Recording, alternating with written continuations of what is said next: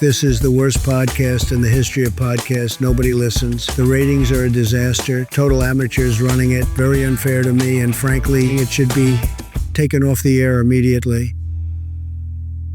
Hello and welcome back to That's Not the Message, the podcast for political communicators who want to learn how to win the battles that matter the most. My name is Sebastian. And I'm Daniela. And today we have a very special episode because we are going to be talking about the M word.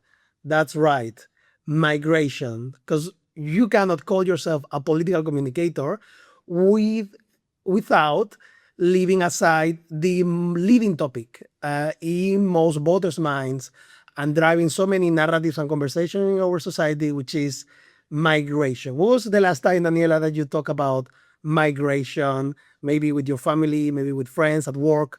Tell us a little bit how you deal with migration. I think I talk about migration issues even more with my non-political friends because it's really the issue that's also driving for them. And we'll talk a lot more about this, but I think that it's not that I think people are really anti-immigration. So I think we're starting at a strong point with people and with our peers, but it's that people have the sense that there is some chaos, that they don't know who is in control.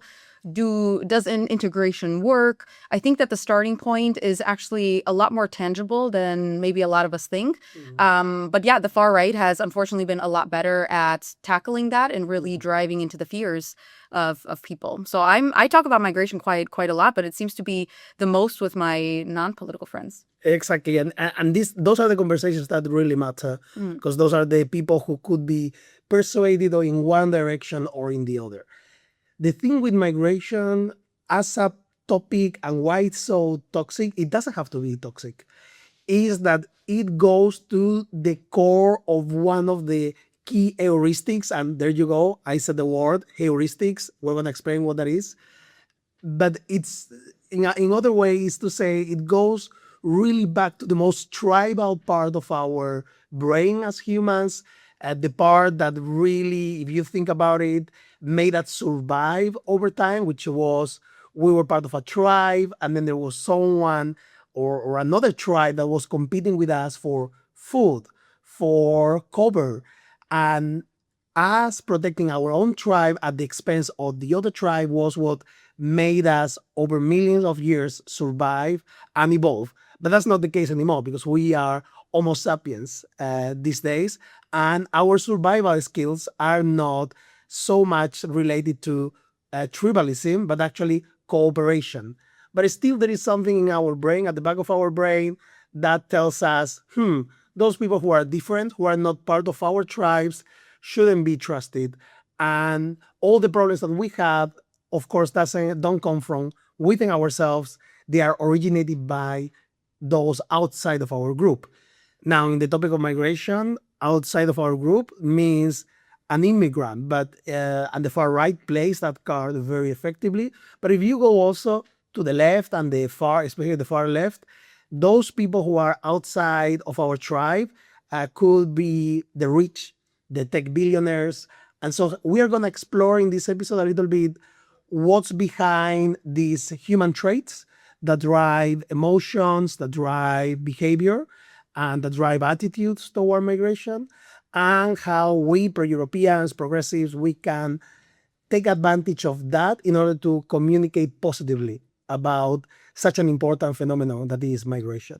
Yeah. So what do you think? Should we get started? Yeah, exactly. I think we want to kind of build the series with a how-to series, and how we always say how to talk to your crazy uncle about migration. We'll go through different topics, especially the polarizing ones or the ones where we really haven't gotten it quite right just yet, because we really want to help pro-Democrats, we want to help progressives in their political messaging. So hopefully you also walk away from this podcast with some talking points and a little toolbox of how to talk to those persuadables in your life ahead of the big elections. All right, so let's start with the basics. Let's start with some tips and some tricks that we political communicators have in our pocket, and we're going to reveal them to every one of our listeners, which is the difference between, or let's say there are like three different concepts that are really important to understand. One is narratives, and what is the effect of a narrative that really has the support of the public opinion and that there are values associated to that narrative. The second level is frames, which is very short how to use different words that trigger different emotions in people's brain.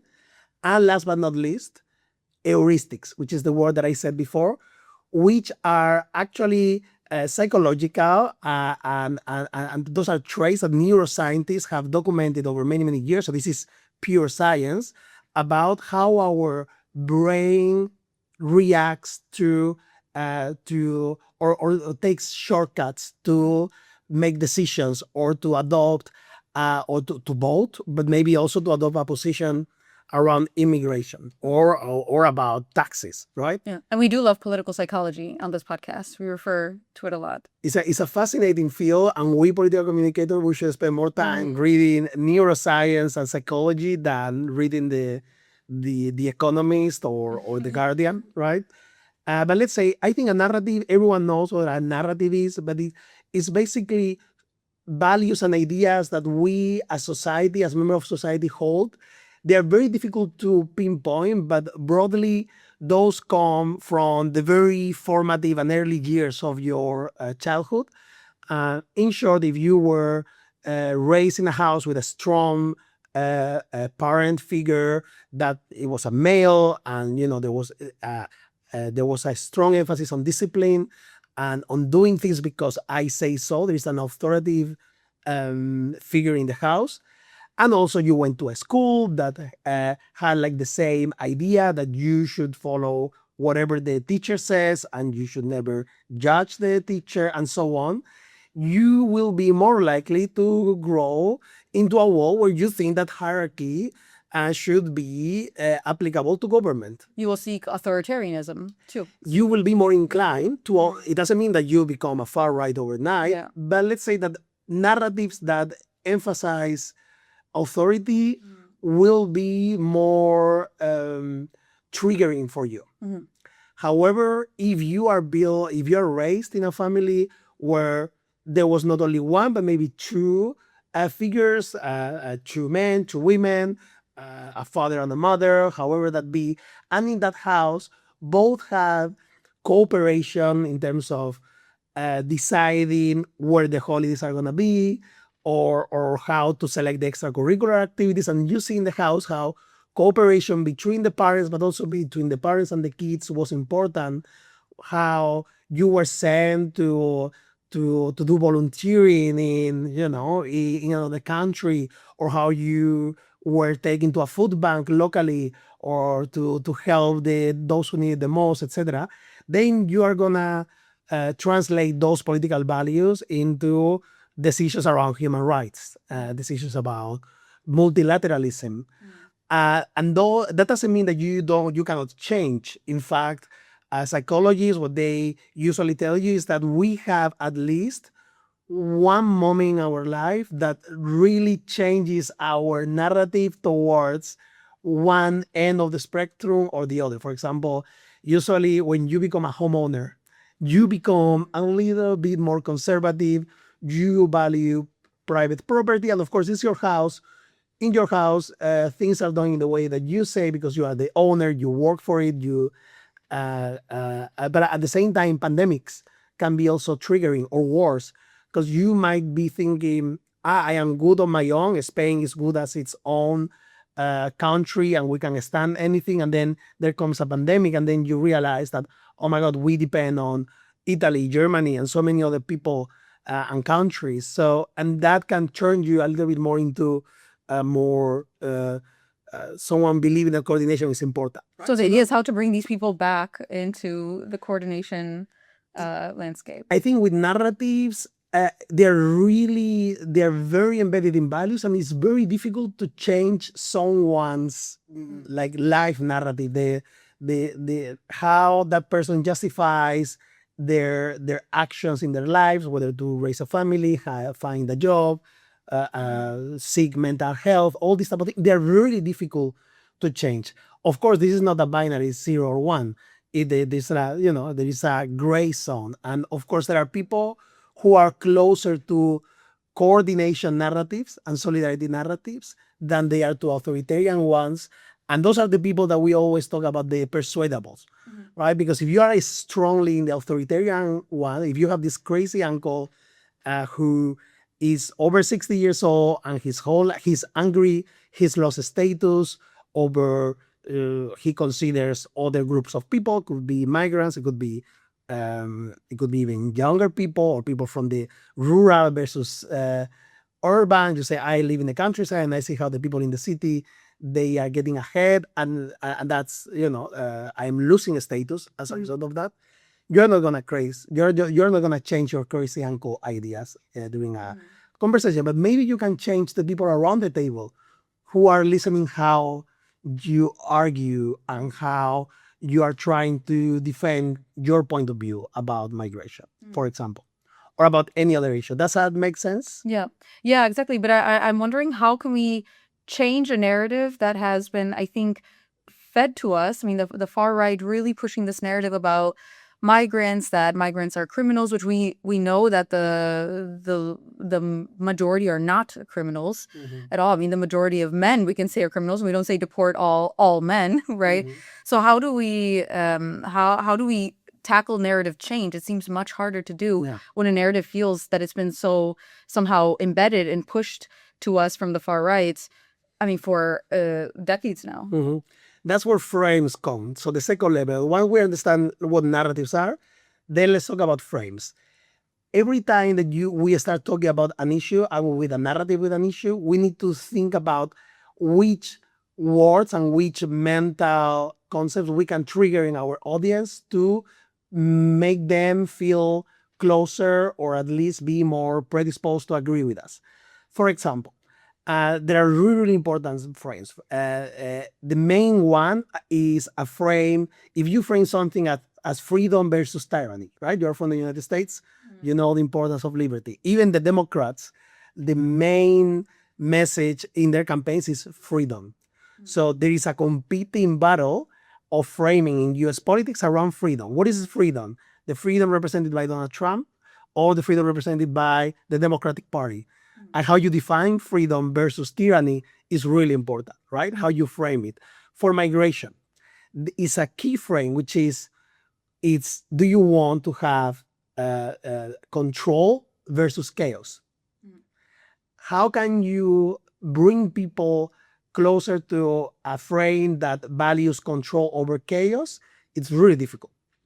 Why? Because especially the status quo, the establishment, politicians, and the main ideas that have built the society that we have today, for some reason, we will look at different polls, have lost the credibility that they can keep order. And there is like this spread idea that the current world in which we live and the current society is chaotic. Wouldn't you agree? Yeah. So that's a frame. If you wanna, as a progressive, pro-European, you wanna try to enter that frame, it's very difficult that you're gonna win because you're not credible. And let's face it, we are credible on some things, we are less credible on others. On that, right now, amongst the people whose vote matters, we are not as credible as we should be. So this idea of control versus chaos, we're going to struggle convincing. So we need another frame. We need another frame.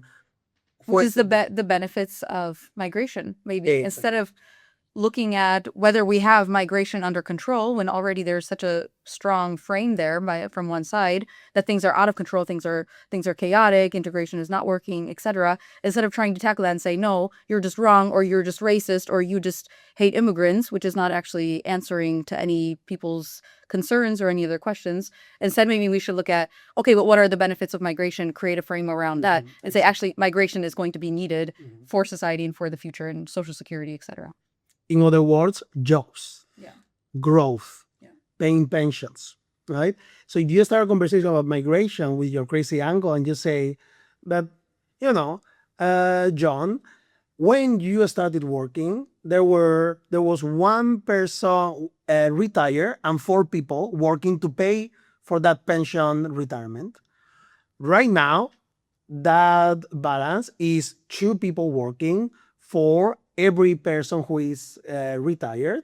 And once the baby boomers retire in full, and by the time that I am going to retire, there's going to be 1 person working for every person that is retired. Yeah. Unless we don't do something, right? So first, we have now put our audience in a frame of urgency about the inability to sustain public pensions, for example. Yeah.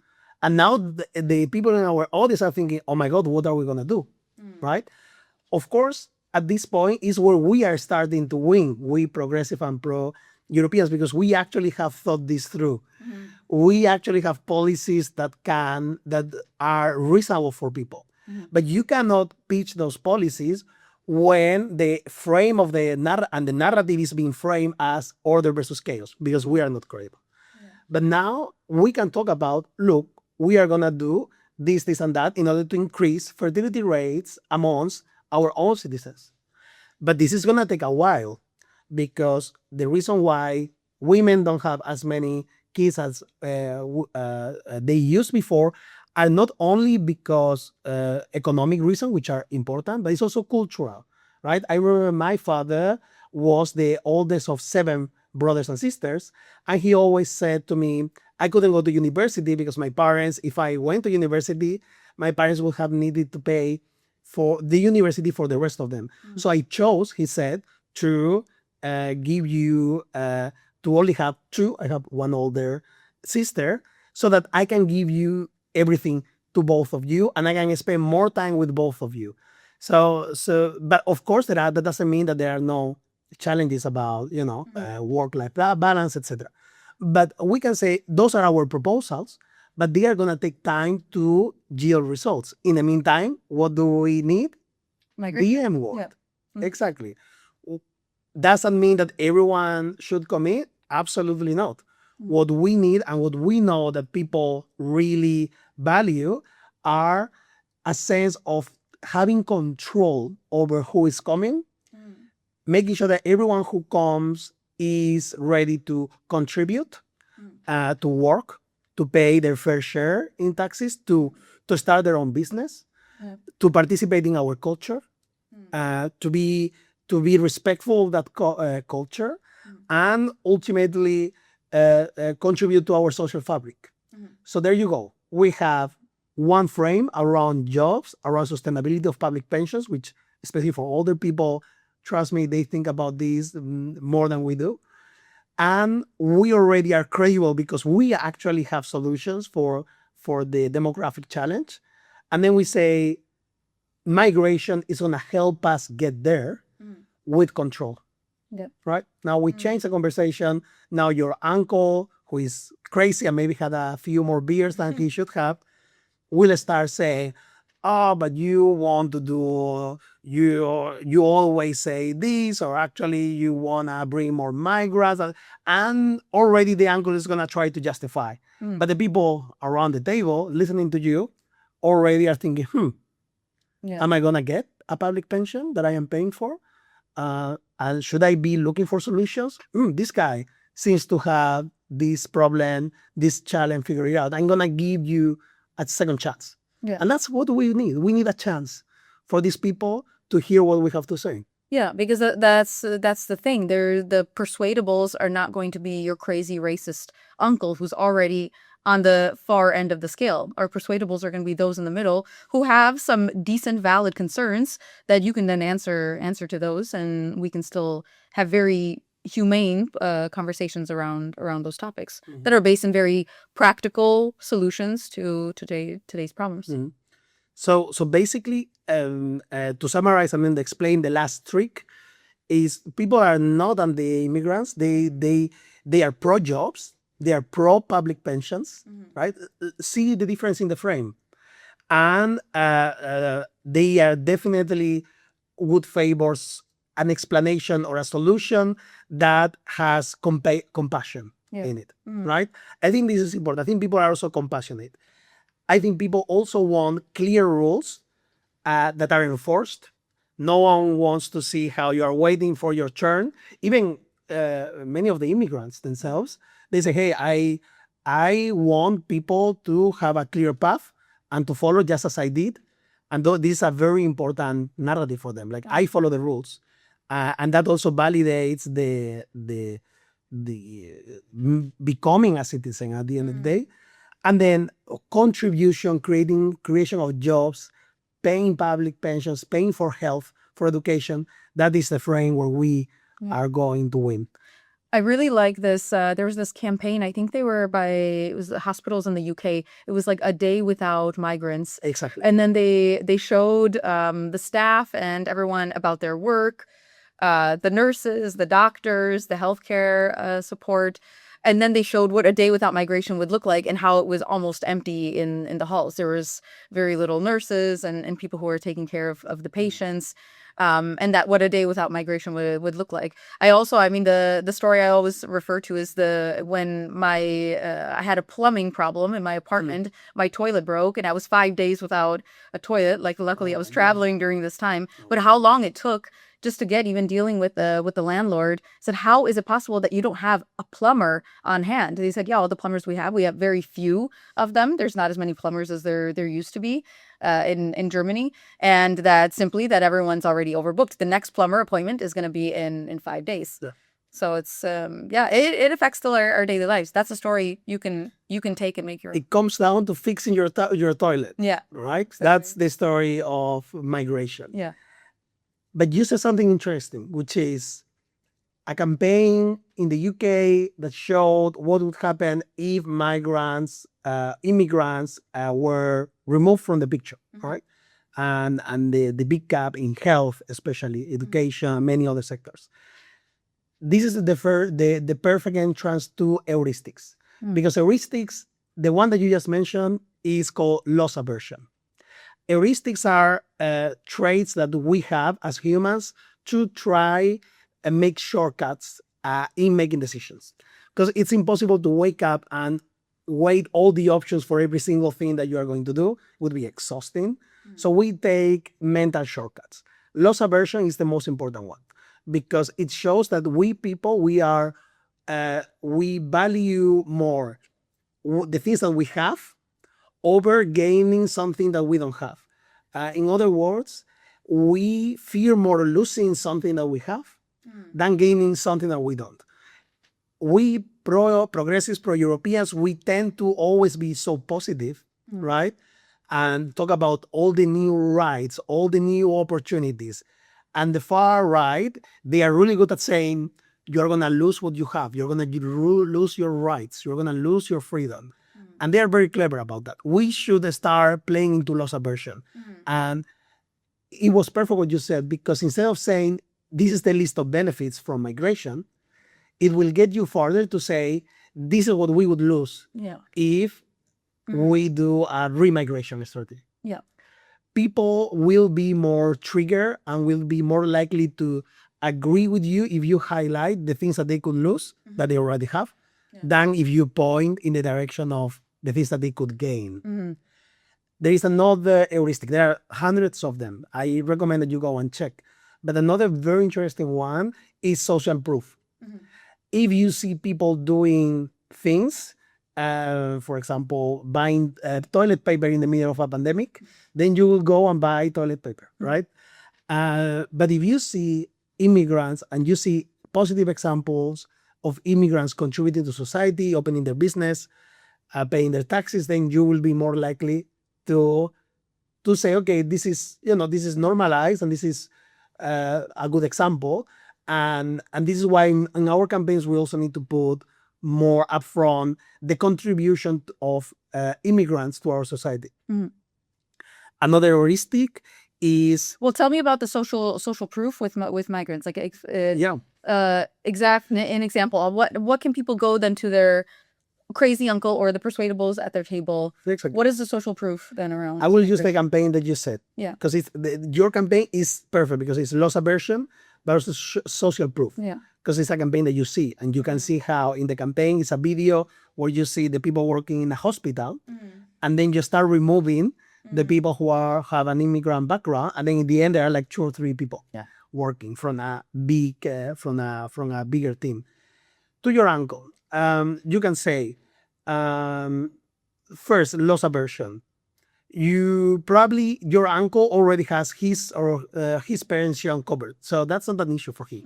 But he probably has a daughter or a niece, and you say, can you explain to me how your daughter, your niece, a younger brother, or a friend who is younger for whichever reason, is going to get their pension, the public pension paid?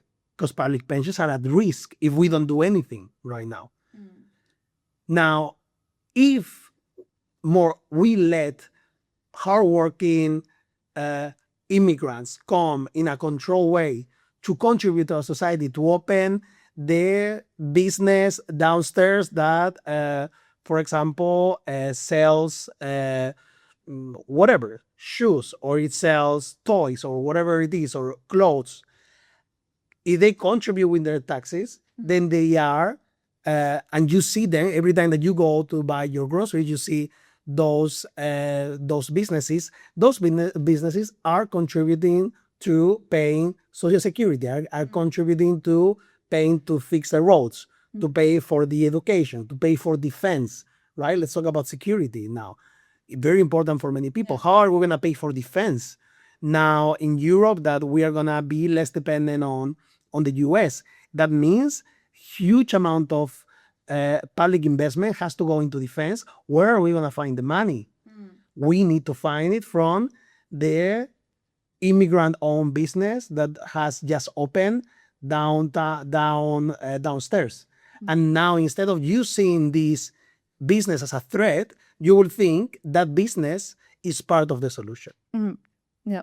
Wouldn't social proof also be demonstrations and protests? They're more associated, I think, also with left causes. But I remember, I think it was the day after Trump was inaugurated in 2016, the first one, and he signed into law the Muslim ban, the first one, and then airports were flooded. I went also to my local Detroit airport with signs, with protests, also people protecting people from these countries that were on the ban list from entering, to try to reunite them with their families. And it was just like an overflow of support. And I think that was the first, and there was a lot of signs of backlash, to Trump's presidency in those early days and even now. But that was, I think, the really first clear moment that he's going to see some public pressure still against him. So what do you think about like social movements or mass protests or mobilizations around a topic? Yeah, it's a double-edged sword. On the one side, it's perfect. Demonstrations are perfect for your base to be mobilized and to feel that they are part of the movement, and things, even if you are not in power, things are closer to change. On the other side, demonstrations are very inconvenient if you are apolitical and you're just trying to go and drop your kids at school and be on time at work because you have an important presentation. And if in this very ordinary and very everyday route you find yourself with a protest that is blocking the street, I can assure you that more people will be annoyed than saying, you know what, I support these protesters. So it's a double-edged sword. But there is a point that more and more people start feeling that there is a moment to change. And that is a very special moment, because at this point, that person who feels something's gotta change is gonna start looking around. And if they start looking around and they see that more people like them, not the party activist who was already from day one protesting, not the one whose job depends on the party X winning, no, people like them start showing, like putting up some post on Instagram complaining.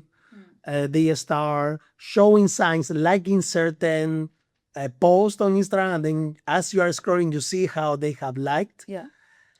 Then that will create a movement that will give you definitely momentum. However, you need to keep those protests civic, peaceful, Yeah. course. Fun, Mm-hmm. right? There is Yeah. now going on one protest in Albania. Right? Go Albanians like protesting against corruption. Who would have thought? Yeah. They call it the flamingo protest, and then they wear the flamingo this toy for the swimming pool. Yeah. The floating Yeah, the flamingo. floaties.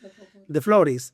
How fun. I want to take part of a flamingo protest, but I wouldn't like to be part of a protest that is violent Yeah. or that ends up in cars being burned. Or that's why many authoritarians, what they do while they're in power and they have a protest, what they try to do is they try to turn this protest violent by infiltrating people in the protest, because they know very well that the apolitical or neutral type of electorate don't support violence.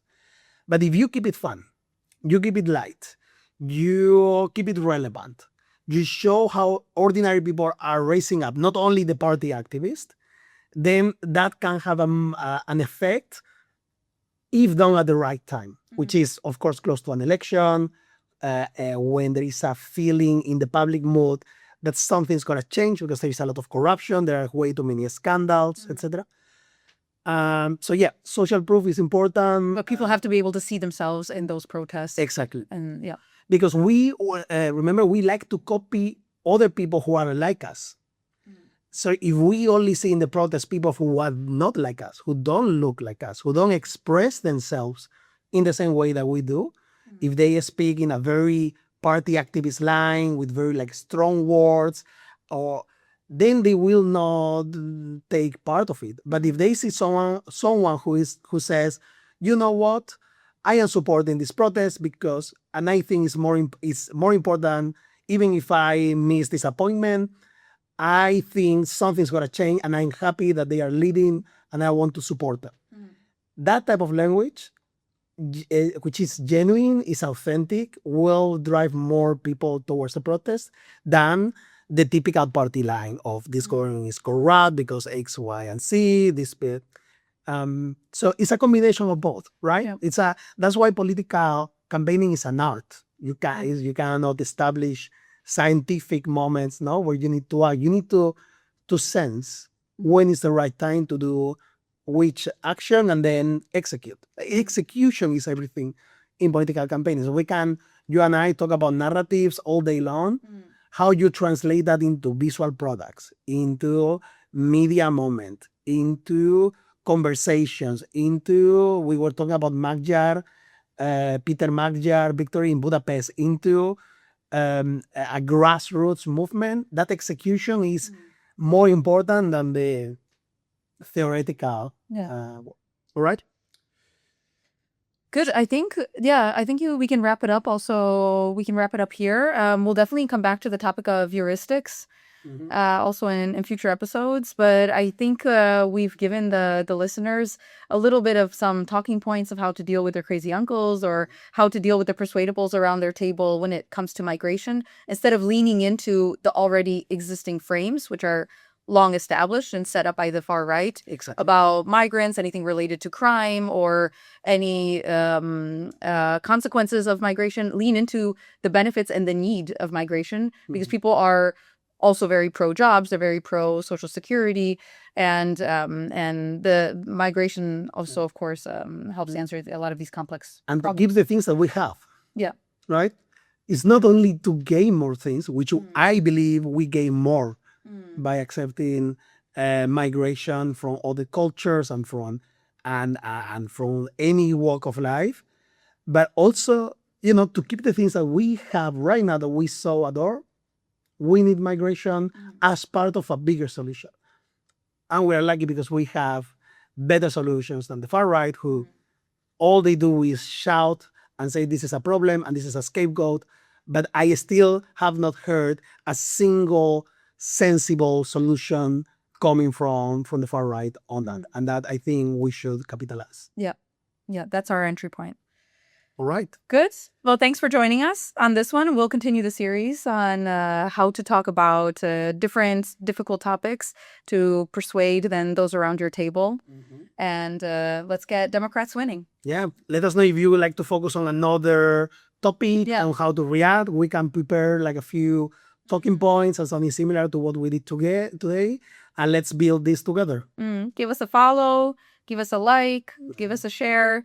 And thanks also to our sponsor, Submarine. Yeah, they're the best. Joining us on these episodes. Thank you. Ciao. Thanks. Bye-bye.